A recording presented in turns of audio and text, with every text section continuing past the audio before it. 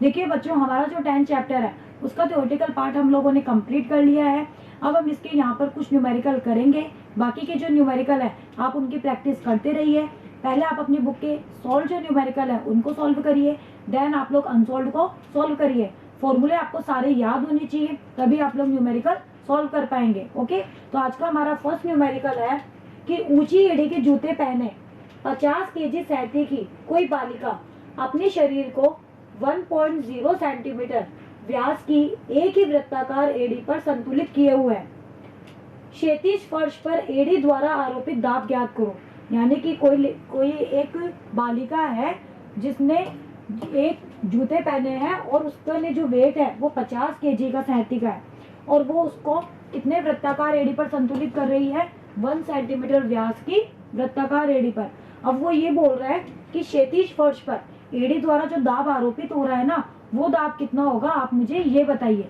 चलिए निकालते हैं।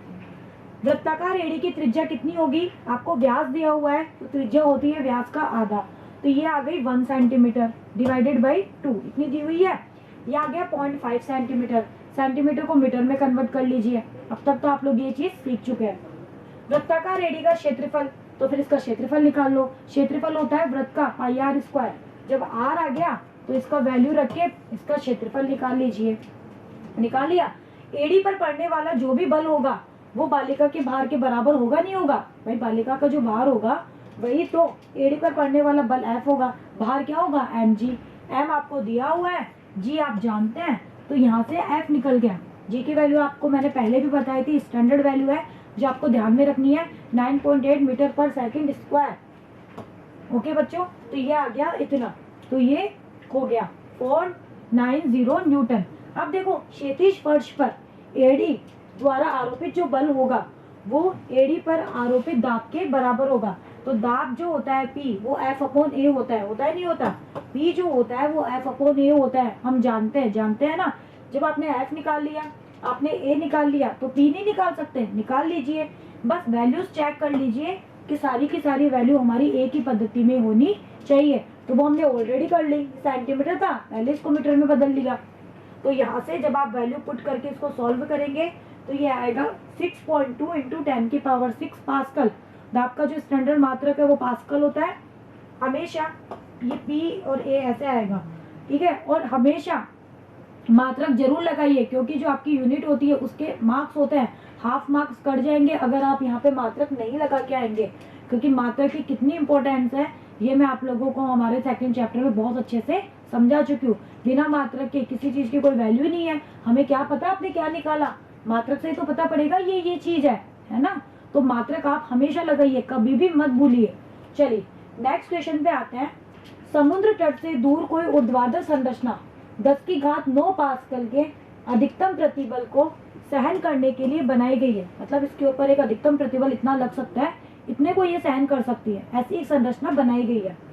क्या यह संरचना किसी महासागर के भीतर किसी तेल कूप के शिखर पर रखे जाने के लिए उपयुक्त है? वो पूछ रहा है आपसे कि क्या इसको महासागर के अंदर कोई तेल का शिखर कूप है उसके ऊपर रख सकते हैं क्या इस संरचना को? क्या ये वहां फिक्स रहेगी? महासागर की गहराई 3 किलोमीटर है। समुद्री धाराओं की आप उपेक्षा कर दो, समुद्री धाराओं को यहाँ पे हम नहीं गिन रहे। चलिए करते हैं। यदि समुद्र के जल द्वारा आरोपित दाब, भाई समुद्र का जो जल है वो दाब आरोपित करेगा ना, तो समुद्र के जल द्वारा आरोपित जो दाब है संरचना द्वारा सहन किए जा सकने वाले अधिकतम प्रतिबल से अगर कम होगा, यानी कि समुद्र के जल द्वारा आरोपित अगर दाब हम निकाले वो हमारे इस प्रतिबल से कम आएगा, तो इट मीन्स हमारी जो ये संरचना है वो इसके ऊपर रखने के लिए सही है, इस महासागर के तेल कूप के ऊपर रखने के लिए सही होगी, क्योंकि इसके ऊपर इसका अधिकतम प्रतिबल होगा इतना और समुद्र के द्वारा जो आरोपित दाब है वो इससे कम आया, तो ऑब्वियस सी बात है कि वहां पर फिक्स हो सकती है। तो आप इसके ऊपर दाब निकालिए। तो समुद्र जल द्वारा आरोपित जो दाब होता है वो कितना होता है, h/ρg। h आपको गिवन है 3 किलोमीटर दे रखा है ना आपको, ये आ गया 3 किलोमीटर को मीटर में बदल लिया।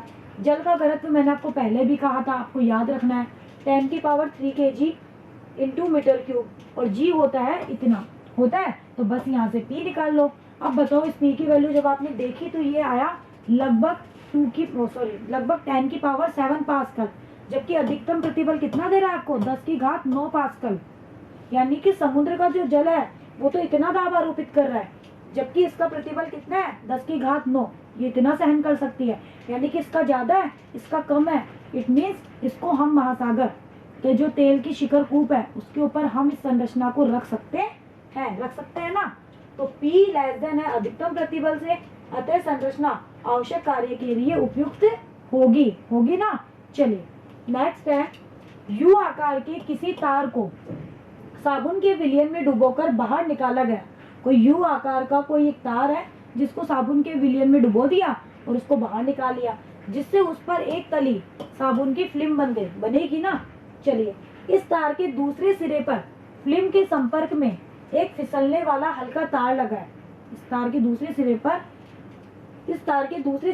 फिल्म के संपर्क में एक फिसलने वाला तार लगा है जो 1.5 इंटू 10⁻2 न्यूटन भार को संभाल सकता है।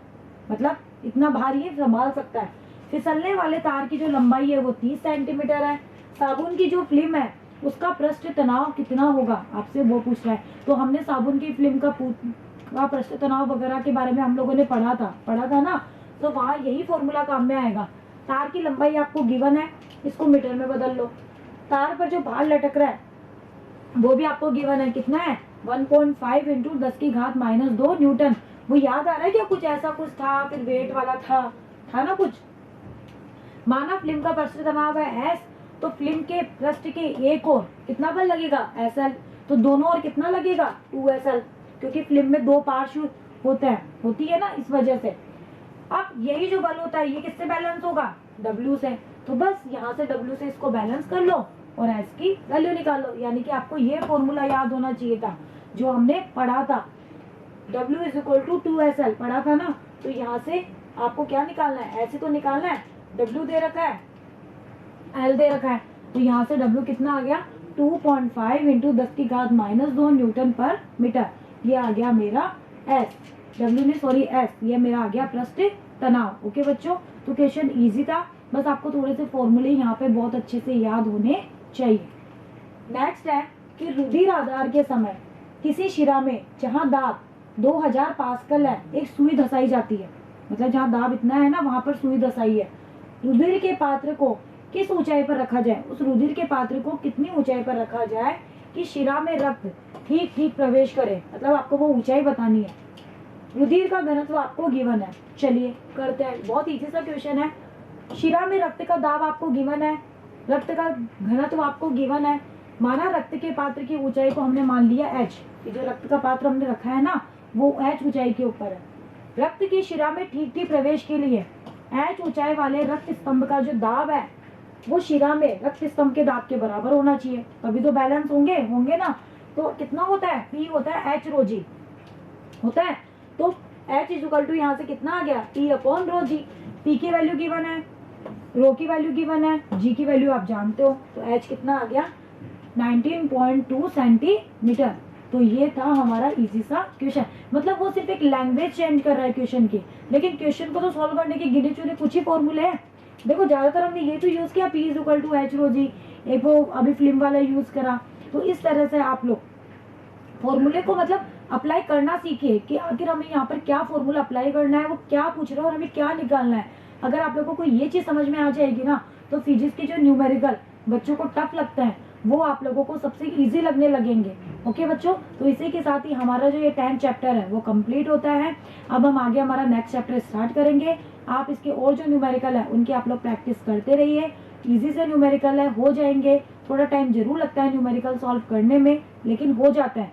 थोड़ा सा आप लोग कॉन्सेंट्रेट होके करेंगे तो आसानी से हो जाएंगे। तो बने रहिएगा मेरे साथ, मिलते हैं नेक्स्ट वीडियो में। Thank you.